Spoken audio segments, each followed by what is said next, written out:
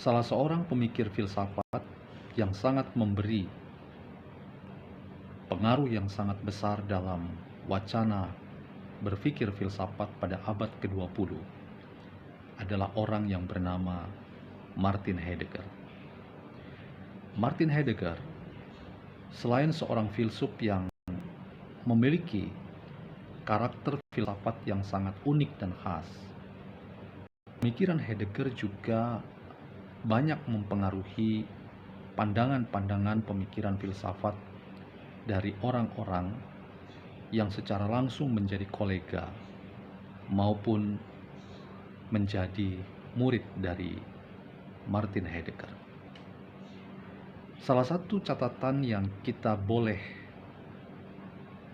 eksplorasi dalam rangka kita bicara tentang filsafat Heidegger adalah bagaimana ia menolong kita, orang-orang yang hidup di abad pertengahan, ketika hidup pasca Perang Dunia Pertama dan era ketika ketakutan terjadi secara global, memasuki Perang Dunia Kedua.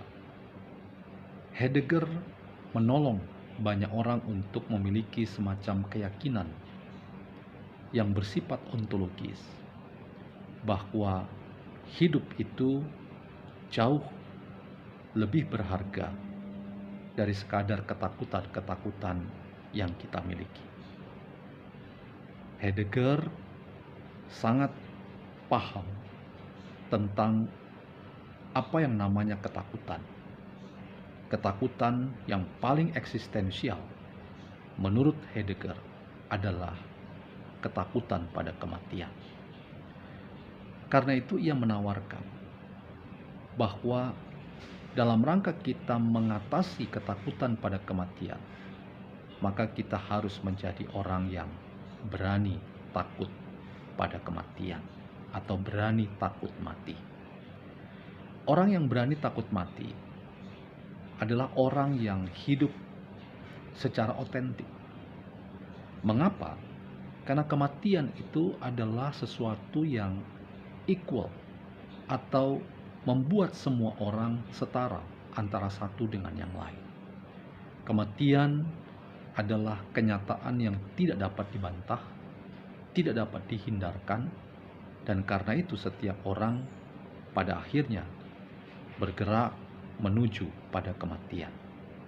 Kalau kematian itu adalah bagian yang melekat dalam hidup manusia, maka panggilan setiap orang adalah berani takut mati, agar tujuan hidupnya agar tidak menjadi orang yang ikut-ikutan dengan berbagai macam tren yang sedang terjadi. Maka dipastikan orang itu betul-betul menjadi manusia otentik, karena dia berani menghadapi kenyataan hidup yang rapuh, yang terbatas, penuh dengan kelemahan, dengan sebuah keberanian yang bersifat eksistensial. Teman-teman, ada catatan yang tidak bisa dipisahkan ketika kita bicara tentang Martin Heidegger. Orang banyak menyatakan angka topi dengan pemikiran filsafat Martin Heidegger yang sangat eksistensial, yang menolong orang untuk menjalani hidup ini dengan keterbatasan-keterbatasan yang ada, tetapi dengan semangat optimisme yang tinggi, bahwa hidup ini jauh lebih bermakna, jauh lebih penting ketimbang kita menjadi orang yang kecil hati, menjadi orang yang tak bernyali, menjadi orang yang kecut hatinya, bahkan menjadi orang yang lemah secara hati. Banyak orang yang kemudian terhempas oleh arus zaman dan akhirnya pergi ke sana ke sini tanpa ada tujuan yang jelas. Seorang yang bernama Heidegger menolong orang untuk optimis menjalani hidup dengan penuh pengharapan bahwa kematian itu adalah sesuatu yang pasti. Tetapi kalau kematian itu sesuatu yang pasti, maka kita menghadapi hari ini dengan keyakinan bahwa kita ingin hidup lebih baik. Kita ingin menjadi orang yang hidup berkualitas. Hidup yang otentik itu artinya hidup yang tidak sekadar hidup, tetapi hidup yang memberi dampak. Kalau tahu besok mati, maka hari ini bikinlah sesuatu yang berkualitas.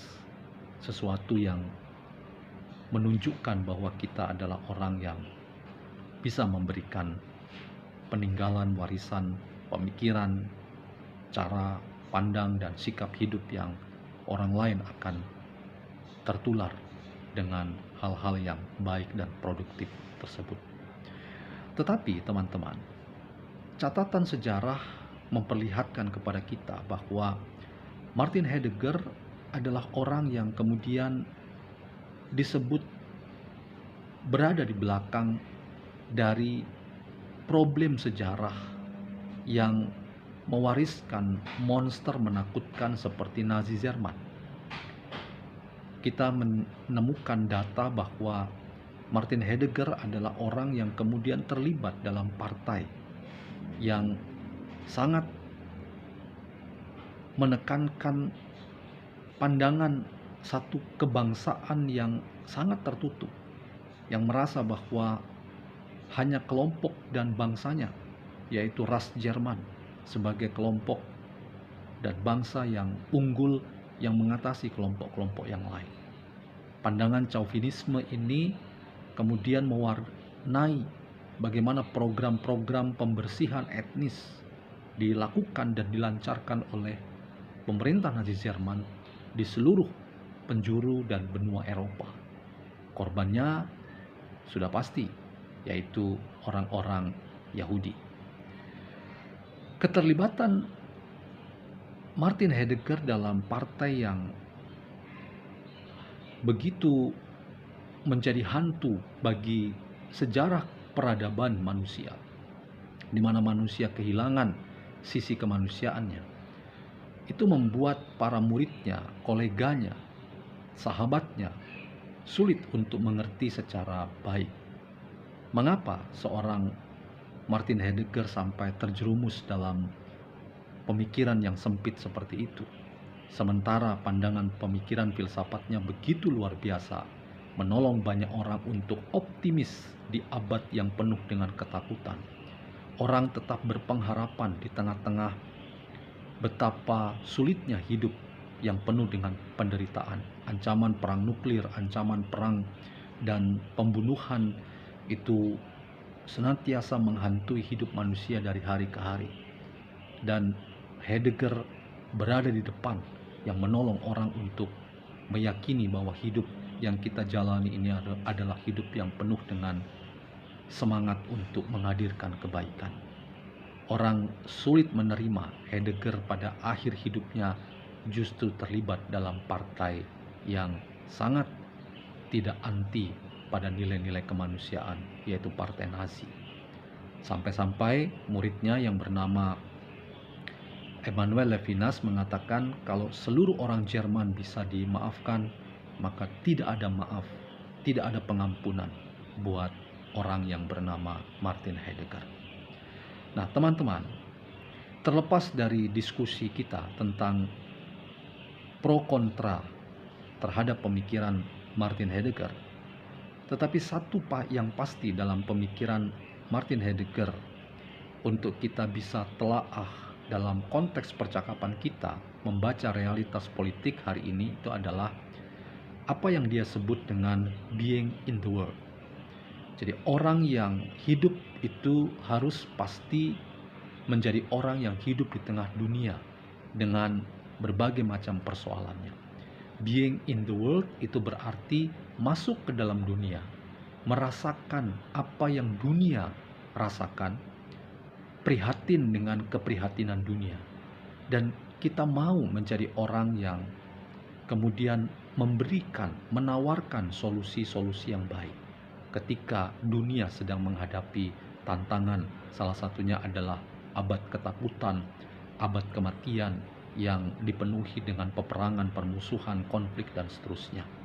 Martin Heidegger menawarkan cara pandang being in the world dalam rangka kita mengusahakan hidup yang lebih baik.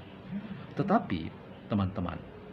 Being in the world dari Martin Heidegger itu rupanya dalam perspektif Paul Ricoeur itu hanya selesai menjadi sebuah wacana berpikir. Dia hanya selesai dalam retorika, kata-kata saja yang menyuguhkan semacam narasi-narasi tentang kemanusiaan yang luar biasa. Orang seringkali selesai hanya pada kata-kata yang begitu menunjukkan semangat kemanusiaan. Tetapi sebetulnya kata-kata itu kosong dari panggilan untuk melakukan tindakan dan aksi yang nyata. Disinilah Paul Ricoeur menawarkan bahwa gagasan being in the world harus dibarengi dan dilanjutkan dengan being in care. Jadi orang tidak cukup hanya ada di tengah-tengah situasi yang dia masuki. Dunia yang penuh dengan ketakutan, dunia yang penuh dengan persoalan, konflik, penderitaan.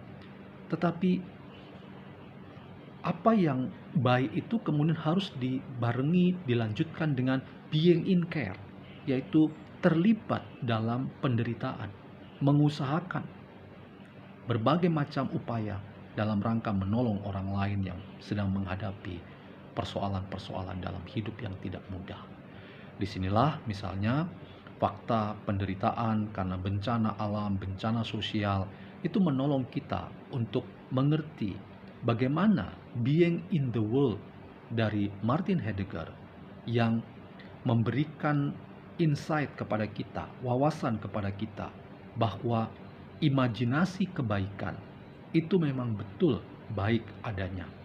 Kita prihatin dengan penderitaan yang terjadi di mana-mana, tetapi tanpa being in care, yaitu terlibat dan mau mengangkat tangan, melakukan sesuatu tindakan konkret untuk turut serta mengatasi penderitaan, rasanya kita tidak akan pernah menjadi orang yang bisa menolong secara nyata hidup orang lain. Penderitaan tetap adalah penderitaan tanpa keterlibatan partisipasi kita, tangan dan kaki kita, seluruh unsur bagian dalam hidup kita untuk turut menyelesaikan penderitaan yang orang lain hadapi. Kadang-kadang teman-teman, kita selesai hanya dalam retorika dan kata-kata yang baik, yang manis, tetapi kita sebetulnya tidak mau melakukan tindakan dalam rangka memperbaiki hidup yang semakin baik. Filsafat yang sejati adalah filsafat yang menolong kita untuk menjadi orang yang terlibat dalam mengatasi penderitaan dunia.